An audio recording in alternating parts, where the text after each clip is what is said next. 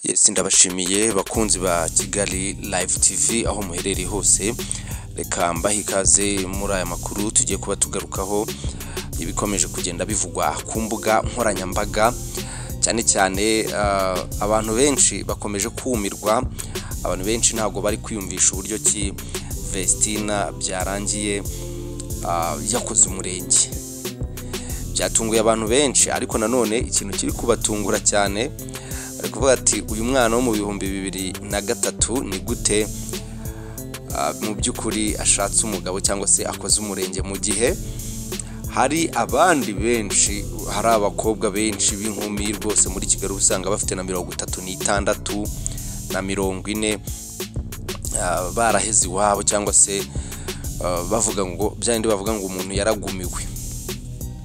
Hanyuma rero hari kuvugwa amakuru menshi kuri ibi bintu, ariko cyane cyane abantu benshi bakavuga ko impamvu ibi bintu byihutishijwe nyamara hashobora kuba harimo akantu.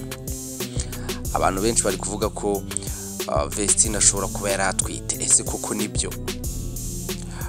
Ashakanye n'umugabo mu byukuri ufite imyaka, abantu benshi bari kuvuga mu buryo butandukanye. Hari abari kuvuga 44, hari abari kuvuga 42, hari abari kuvuga 36, ariko abantu benshi bari guhurira kuri 36, mu gihe uyu Vestina afite 22, ngira ngo murumva ikinyuranyo cy'imyaka irimo.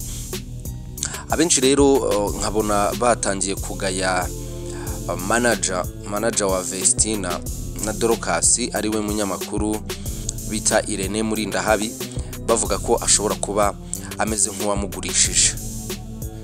Urabizi iyo hasohotse inkuru nk'izi ngizi, hari abantu baba batabyumva kimwe, hari abantu baba bafite accusation nyinshi, cyane cyane noneho nko ku muhanzi abantu baba bakunda, niba babumva ko wenda atashaka, niba babumva ko byagenda gute. Gusa mu byukuri abantu benshi hari ababyishimiye, hari n'abandi batarabyishimira, cyangwa se byababaje cyane. Ushatse kubimenya cyane, naguha nk'urugero. Hari uko iyi ceremony yose yagenze ya Vestina ndetse n'uyu mugabo we bita bamwita gutera, reka ndebe, uyu mugabo w'umunyamahanga bita Idrissa,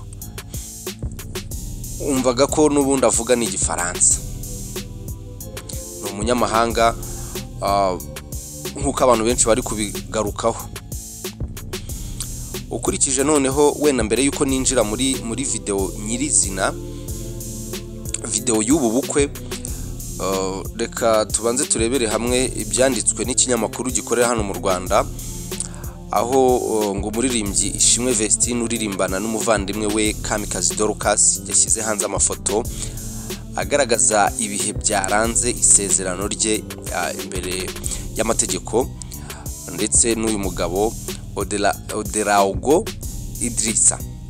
Uyu mukobwa akaba yasezeranye imbere y'amategeko na Idrissa ubwo byabaye ku munsi w'ejo kuwa gatatu ku itariki 15 Mutarama, aho ibi birori byabereye mu murenge wa Kinyinya. Gusezerana kwe kandi byari byagizwe ibanga rikomeye cyane, nkuko nabigarutseho mu kiganiro mperuka kubakorera, ariko nanone abantu bakavuga ati se ko ibirori bidahishwa, ibirori ari ibintu abantu bose bagakwiye kubonesha amaso, kubera iki babanje kubigira ibanga? Ese hari icyo bahishaga? Kwa kundi ujya kumva mu murenge baravuze ati se hari abantu baba bafite impamvu tutasezeranya aba bantu. Ese impamvu babigize ibanga nuko iyo umuyobozi ushinzwe kubasezeranya yavuga ati hari abantu bafite impamvu ituma tutasezeranya aba bantu, ese koko wasanga wenda uwo muntu yari kuboneka nta wamenya ahari, wasanga ariyo mpamvu babigize ubwiru bukomeye cyane, aho ndetse nta muntu n'umwe wari wemerewe gufata video cyangwa se ifoto.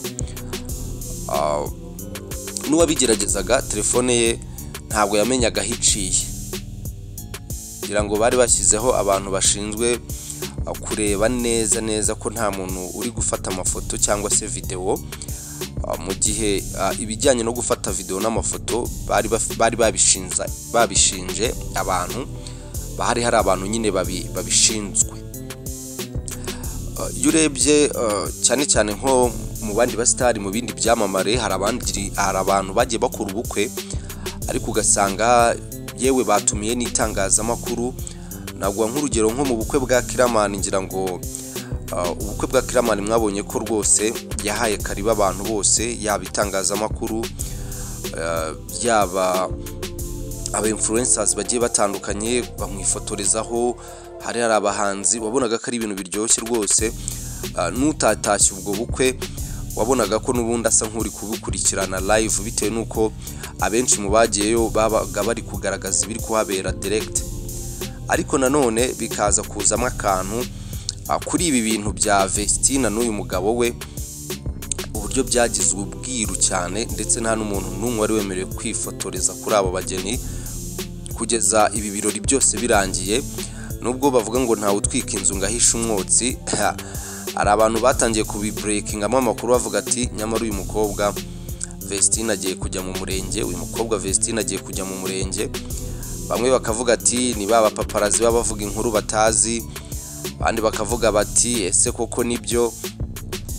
Ariko mu by'ukuri byaje kuba, ariko ikintu cyatunguranye cyane ahanini ni ukubona Vestina ashakana n'umugabo w'umunyamahanga. Mu by'ukuri hari abo byababaje cyane, abandi bavuga ko uyu mu manager wa Vestina Irene Murindahabi ashobora kuba yamugurishije, niko abantu bari kubyita. Ariko se nta muntu wagurisha undi, cyane ni nkuko utabwira umuntu cyangwa utahatira umuntu kuba yakundana n'undi. Ariko abantu benshi bari kuvuga ko bitari bikwiye ko ashaka aka kanya, kubera ko yari afite byinshi byo kwacivinga mu by'ukuri. Ariko benshi bakavuga ko yahubutse cyane. Nibikomeje kuvugwa. So rero ku rundi ruhande nanone abantu benshi bari kuvuga ko Vestina impamvu yashatse muri ubu buryo,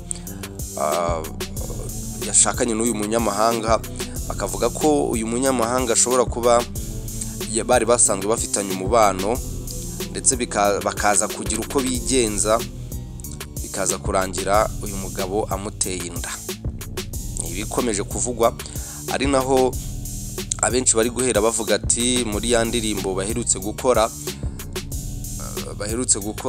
ubona ko Vestina rwose abyibushye cyane. Bamwe bakavuga ati aha hantu ngira ngo nimuza kureba indirimbo bita Ihema, ari nayo baherutse gusohora, muraza kubona ko uyu Vestina yahindutse mu miterere cyane, ari naho abantu babaye confused cyane, bakavuga ati aha hantu harimo tena, hashobora kuba harimo akabebe. Ni abari ibitekerezo by'abantu, kuko ntabwo wabuza abantu kuvuga uko babona ibintu. Mu by'ukuri ni ama ideas y'abantu. Gusa abenshi bakavuga ati aba bana uyu mwana tumwifurije kubaka urugo rukomeye, urugo rurimo imigisha y'Imana, urugo nyine bazabyare hungu na kobwa. So rero Ishimwe Vestina akaba asanzwe akorana umuziki wo kuramya no guhimbaza Imana, ari kumwe n'umuvandimwe we Kamikazi Dorcas. Akaba ari abakobwa bigaragaje cyane kuva mu myaka 3 ishize bari mu muziki, aho bagiye bakora indirimbo nyinshi zagiye zikundwa, harimo nk'indirimbo yitwa Ihema, harimo indirimbo yitwa Simpagarara, yitwa Adonai, n'izindi nyinshi bagiye bakora zigakundwa cyane. Ishimwe Vestina rero akaba afite imyaka 22 y'amavuko, mu gihe umugabo we afite 36. Ndumva rero twakomeza kubifuriza kuzagira urugo ruhire, urugo rwiza, kandi urugo rurangwa n'amasengesho, dore ko n'ubundi Vestina asanzwe akora indirimbo n'ubundi zifite aho zihuriye n'ubutumwa bwiza, za gikristo cyane rwose. So mu bantu rero barebye amavideo wabonaga ko ari ibintu rwose ibirori binogeye amaso. Uyu musore wo muri Burkina Faso rwose akaba yegukanye Vestine, wabonaga ko imiryango yishimye, ari ibirori byiza cyane rwose. Nkuko mwagiye mubibona mu mafoto nagiye mbashyiriraho hano, wabonaga ko rwose bose bishimiye iki gikorwa, aho muri aya mafoto ubonamo na manager w'uyu mwana w'aba bahanzi. Ntabwo nkiri kubita abana kuko iyo umuntu yahisemo kurongorwa ntabwo aba akiri umwana. Ngayo nguko rero nuko bihagaze, ngira ngo abenshi iyi nkuru bari bataranayimenya, cyangwa se abayimenye bakagira ngo ni za planka z'abahanzi bakunda gukora wenda mu gihe bafite projet y'indirimbo bagiye gusohora. Ariko mu by'ukuri Vestine imbere y'amategeko, imbere y'ababyeyi, imbere y'imiryango, yemeye kuba umugore wa Idrissa ku mugaragaro. Reka nshimire rero wowe warunkurikiranye cyane muri aya ma updates ngenda bagezeho 5 kuri 5. Wifuza kuzajya uhora ubana natwe mu makuru nk'aya ngaya, icyo usabwa no gukanda aho handitse subscribe, ugakanda no kuri ako kamenyetso k'inzogera kugira ngo utazajya ucikwa n'amakuru n'ibiganiro tuba twabateguriye.